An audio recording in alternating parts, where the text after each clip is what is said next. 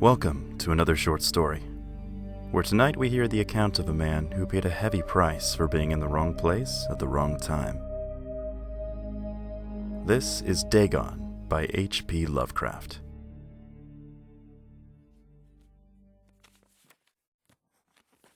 I am writing this under an appreciable mental strain, since by tonight I shall be no more. Penniless, and at the end of my supply of the drug which alone makes life endurable, I can bear the torture no longer, and shall cast myself from this garret window into the squalid streets below. Do not think from my slavery to morphine that I'm a weakling or a degenerate. When you've read these hastily scrawled pages, you may guess, though never fully realize, why it is that I must have forgetfulness or death. It was in one of the most open and least frequented parts of the broad Pacific that the packet of which I was supercargo fell a victim to the German sea raider. The Great War was then at its very beginning, and the ocean forces of the Hun had not completely sunk to their later degradation, so that our vessel was made a legitimate prize, whilst we of her crew were treated with all the fairness and consideration due us as naval prisoners. So liberal, indeed, was the discipline of our captors, that 5 days after we were taken, I managed to escape alone in a small boat, with water and provisions for a good length of time. When I finally found myself adrift and free, I had but little idea of my surroundings. Never a competent navigator, I could only guess vaguely by the sun and stars that I was somewhat south of the equator. Of the longitude, I knew nothing, and no island or coastline was in sight. The weather kept fair, and for uncounted days I drifted aimlessly beneath the scorching sun, waiting either for some passing ship or to be cast on the shores of some habitable land. But neither ship nor land appeared, and I began to despair in my solitude upon the heaving vastness of unbroken blue. The change happened whilst I slept. Its details I shall never know, for my slumber, though troubled and dream-infested, was continuous. When at last I awaked, it was to discover myself half sucked into a slimy expanse of hellish black mire, which extended about me in monotonous undulations as far as I could see, and in which my boat lay grounded some distance away. Though one might well imagine that my first sensation would be of wonder at so prodigious and unexpected a transformation of scenery, I was in reality more horrified than astonished. For there was in the air and in the rotting soil a sinister quality which chilled me to the very core. The region was putrid with the carcasses of decaying fish, and of other less describable things which I saw protruding from the nasty mud of the unending plain. Perhaps I should not hope to convey in mere words the unutterable hideousness that can dwell in absolute silence and barren immensity. There was nothing within hearing and nothing in sight, save for a vast reach of black slime. Yet the very completeness of the stillness and the homogeneity of the landscape oppressed me with a nauseating fear. The sun was blazing down from a sky which seemed to me almost black in its cloudless cruelty, as though reflecting the inky marsh beneath my feet, and as I crawled into the stranded boat, I realized that only one theory could explain my position. Through some unprecedented volcanic upheaval, a portion of the ocean floor must have been thrown to the surface, exposing regions which for innumerable millions of years had lain hidden under unfathomable watery depths. So great was the extent of the new land which had risen beneath me that I could not detect the faintest noise of the surging ocean, strain my ears as I might. Nor were there any seafowl to prey upon the dead things. For several hours I sat thinking or brooding in the boat, which lay upon its side and afforded a slight shade as the sun moved across the heavens. As the day progressed, the ground lost some of its stickiness, and seemed likely to dry sufficiently for traveling purposes in a short time. That night I slept but little, and the next day I made for myself a pack containing food and water, preparatory to an overland journey in search of the vanished sea and possible rescue. On the third morning I found the soil dry enough to walk upon with ease. The odor of the fish was maddening, but I was too much concerned with graver things to mind so slight an evil, and set out boldly for an unknown goal. All day I forged steadily westward, guided by a faraway hummock which rose higher than any other elevation on the rolling desert. That night I encamped, and on the following day still traveled toward the hummock, though that object seemed scarcely nearer than when I had first espied it.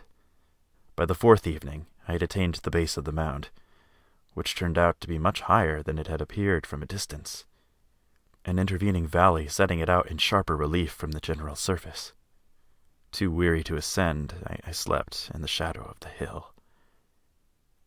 I know not why my dreams were so wild that night, but ere the waning and fantastically gibbous moon had risen far above the eastern plain, I was awake in cold perspiration, determined to sleep no more. Such visions as I had experienced were too much for me to endure again. And in the glow of the moon I saw how unwise I had been to travel by day. Without the glare of the parching sun, my journey would have cost me less energy. Indeed, I now felt quite able to perform the ascent, which had deterred me at sunset. Picking up my pack, I started for the crest of the eminence.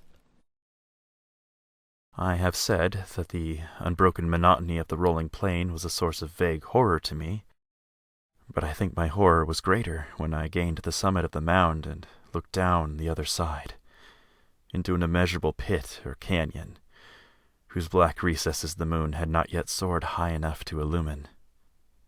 I felt myself on the edge of the world, peering over the rim into an unfathomable chaos of eternal night.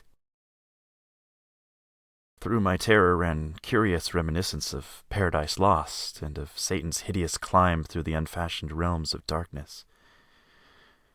As the moon climbed higher in the sky, I began to see the slopes of the valley were not quite so perpendicular as I had imagined. Ledges and outcroppings of rock afforded fairly easy footholds for descent, whilst after a drop of a few hundred feet, the declivity became very gradual. Urged on by an impulse which I cannot definitely analyze, I scrambled with difficulty down the rocks and stood on the gentler slope beneath, gazing into the Stygian depths where no light had yet penetrated. All at once my attention was captured by a vast and singular object on the opposite slope, which rose steeply about 100 yards ahead of me, an object that gleamed whitely in the newly bestowed rays of the ascending moon.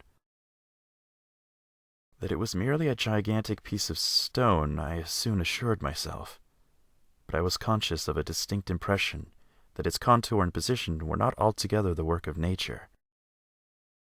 A closer scrutiny filled me with sensations I cannot express, for despite its enormous magnitude and its position in an abyss which had yawned at the bottom of the sea since the world was young, I perceived beyond a doubt that the strange object was a well-shaped monolith, whose massive bulk had known the workmanship and perhaps the worship of living and thinking creatures.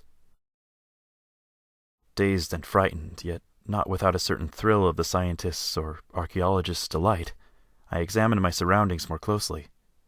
The moon, now near the zenith, shone weirdly and vividly above the towering steeps that hemmed in the chasm, and revealed the fact that a far-flung body of water flowed at the bottom, winding out of sight in both directions, and almost lapping my feet as I stood on the slope.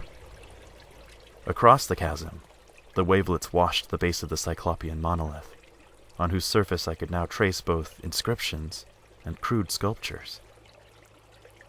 The writing was in a system of hieroglyphics unknown to me, and unlike anything I'd ever seen in books, consisting for the most part of conventionalized aquatic symbols such as fish, eel, octopi, crustaceans, mollusks, whales, and the like. Several characters obviously represented marine things which are unknown to the modern world, but whose decomposing forms I had observed on the ocean-risen plain.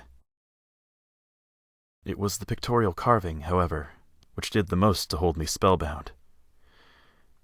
plainly visible across the intervening water on account of their enormous size, were an array of bas-reliefs whose subjects would have excited the envy of a Dore.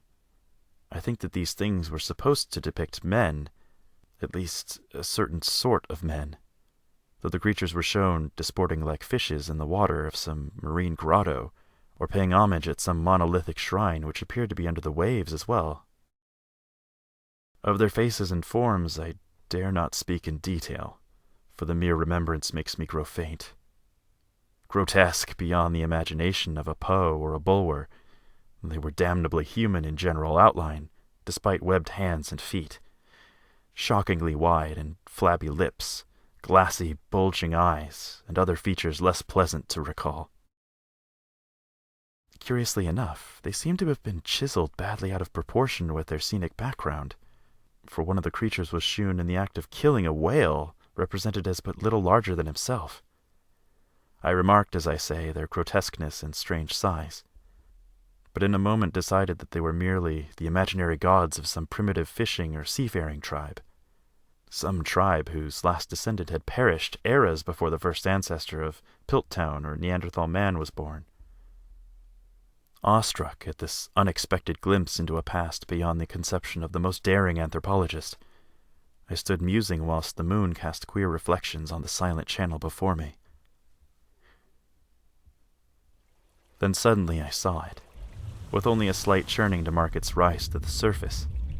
The thing slid into view above the dark waters.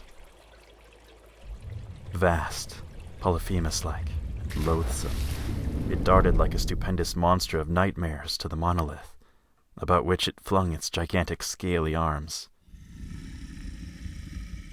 The while it bowed its hideous head and gave vent to certain measured sounds. I think I went mad then. Of my frantic ascent of the slope and cliff and my delirious journey back to the stranded boat, I remember little. I believe I sang a great deal and laughed oddly when I was unable to sing. I have indistinct recollections of a great storm some time after I reached the boat. At any rate, I know that I heard peals of thunder and other tones which nature utters only in her wildest moods. When I came out of the shadows, I was in a San Francisco hospital, brought thither by the American ship which had picked up my boat in mid-ocean. In my delirium, I had said much, but found that my words had been given scant attention. Of any land upheaval in the Pacific, my rescuers knew nothing, nor did I deem it necessary to insist upon a thing which I knew they could not believe. Once I sought out a celebrated ethnologist and amused him with peculiar questions regarding the ancient Philistine legend of Dagon, the fish god. But soon perceiving that he was hopelessly conventional, I did not press my inquiries. It is at night, especially when the moon is gibbous and waning, that I see the thing. I tried morphine, but the drug is given only transient surcease, and has drawn me into its clutches as a hopeless slave. So now I am to end it all, having written a full account for the information or the contemptuous amusement of my fellow men. Often I ask myself if it could not all have been some pure phantasm, a mere freak of fever as I lay sun-stricken and raving in the open boat after my escape from the German man-of-war. As I ask myself, but ever does there come before me a hideously vivid vision in reply. I cannot think of the deep sea without shuddering at the nameless things that may at this very moment be crawling and floundering on its slimy bed, worshipping their ancient stone idols and carving their own detestable likenesses on submarine obelisks of water-soaked granite. I dream of a day when they may rise above the billows to drag down in their reeking talons the remnants of any puny war-exhausted mankind. Of a day when the land shall sink and the dark ocean floor shall ascend amidst universal pandemonium. The end is near. I hear a noise at the door, as of some immense slippery body lumbering against it. It shall not find me. God That hand! The window! The window!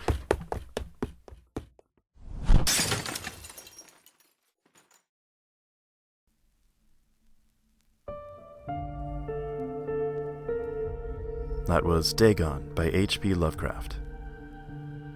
Like many of Lovecraft's tales, it involves a glimpse behind the curtain of the cosmos, of knowing what mere mortals should never know, and the unbearable toll it takes on the mind.